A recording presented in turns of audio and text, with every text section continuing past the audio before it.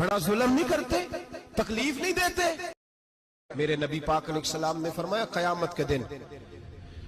ایک آدمی کے لیے جنت کا دروازہ کھولا جائے گا، وہ دوڑتا ہوا جنت کی طرف جائے گا، جب دروازے کے قریب پہنچے گا تو دروازہ بند کر دیا جائے گا، وہ پھر آئے گا، پھر دوڑے گا،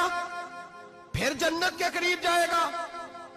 پھر وہ دروازہ بند ہو جائے گا، پھر مایوس ہو کے آئے گا، پھر کہا جائے گا واپس آ، کھل گیا دروازہ، کئی بار آئے گا، کئی بار جائے گا، روئے گا، تڑپے گا، پریشان ہوگا،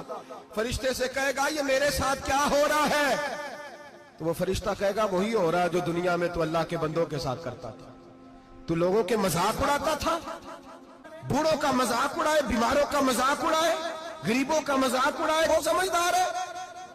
میرے نبی کریم علیہ السلام نے فرمایا رب کریم کے فرشتے کہیں گے تو بندوں کے ساتھ ایسا کرتا تھا، آج تیرے ساتھ ایسا ہوگا۔ میرے بھائیوں بہت زیادہ نہیں کرتے لوگ آج